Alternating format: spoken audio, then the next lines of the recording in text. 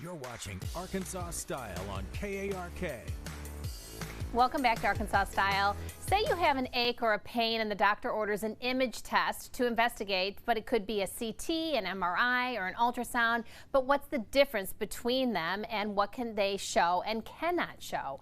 Well, UAMS triple board certified Dr. Jeanne Wei joins us to help us understand the ins and outs of these imaging techniques. Great to see you. Great to see you, Nicole. Thank you so much. Let me tell you why I wanted to ask this question. So I was just watching an interview with Maria Menounos, who is a celebrity, and she had a brain tumor and then she had pancreatic cancer. She went in for an ache and a pain. They did an ultrasound, didn't find the pancreatic cancer until they did an MRI. Had me wondering. Yes, no, I think those are really important questions. So the X-ray, okay, which is the radiation that is used, for example, for CT scans, which is computerized tomography, is important because it gives you good spatial resolution, which means you can not perfect, but very, very highly able to localize the exact location. It's better than the ultrasound or the MRI, both of which are really excellent too. But for example, if there was going to be surgery, you would want to have the CT beforehand. Now, in the patient, in the celebrity that you described, she had pancreatic, but she also had a tumor in the brain, probably metastases. So, yeah, it's important to be able to visualize it. The CT scan can visualize pretty good most areas. The MRI can visualize pretty good many areas, but they don't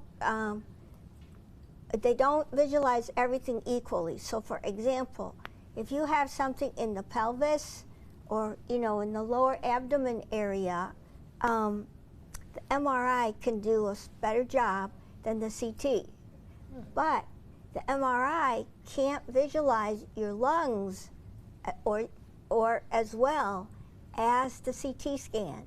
So depending on where the tumor could be or where we think it might be, there might be a difference of where to go next. Most often, people start with the X-ray, which is the CT scan. Then they move on to either ultrasound or MRI. What's the advantage of the ultrasound? Well, ultrasound is non-radiation, non-noisy, non-large equipment, and it's live. So here, William Röntgen in 1895 invented the X-ray, okay? And he did a great deal to contribute to us to understand it. Then in 1970s, the ultrasound came really popular, and it was improved and improved and improved. We can see a whole lot now that formerly we couldn't see. And then the MRI has been coming along about the same time as the CT, and it allows us to see things in tissue and tendons that CT can't, and ultrasound doesn't as well. So sometimes, I hate to say it, but sometimes you might need more than one scan. Yeah. Okay, so what I'm hearing, first of all, one size does not fit all with these different things, and then depending on what the doctor's looking for. So if you're looking for something in your lung, a certain scan won't see it properly. As well. Another, yes? Yes, or if it's in the lower abdomen or in the pelvis, a certain other scan, for example, MRI won't see it as well. CT won't see it as well. MRI will see it better. Sorry. Is there any reason why I should ask my doctor for a specific test over another test? Because so let's say, for example, I get an ultrasound of my abdomen, okay, and I think it comes back, everything is fine. Yes. Do I need to say, well, maybe we need to do this other kind of test too, just to double check some areas that maybe the ultrasound didn't pick up, or are we good? So that's an excellent question. And every year we get higher resolution and we get higher sensitivity. Now I'm going to tell you the truth. Most of the time when we see something on a scan, it's probably not dangerous or to worry about.